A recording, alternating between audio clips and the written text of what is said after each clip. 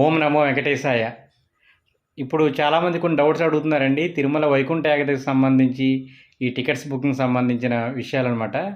ముందుగా మొట్టమొదటి డౌట్ ఏంటంటే, ఎవరైతే లక్కీ డ్రా వేశారో ఆల్రెడీ మనకు డిసెంబర్ 30వ తేదీ నుంచి మొదటి 3 రోజులు డిసెంబర్ 30, 31, 1వ తేదీకి సంబంధించిన వైకుంఠ ఏకాదశి టికెట్స్ మనకు డ్రా ద్వారా సెలెక్ట్ చేస్తున్నారు.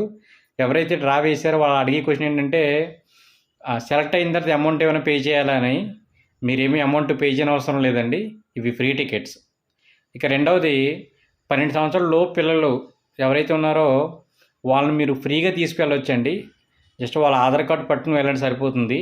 ఇక మూడవ డౌటు, ఒకవేళ మేము సెలెక్ట్ కాకపోతే నెక్స్ట్ ఆప్షన్ ఏంటని.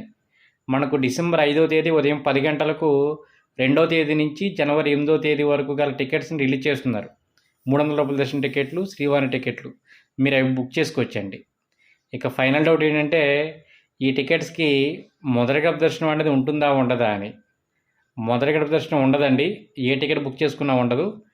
అందరిలాగే ఇప్పుడు మనం చూస్తున్నాం చూడండి, అదేవిధంగా జైవిజల్ దగ్గర నుంచి మీకు దర్శనం ఉంటుంది తప్ప శ్రీవాణి వాళ్ళకి కూడా ప్రత్యేకించి దర్శనాలు ఏమి ఉండవండి.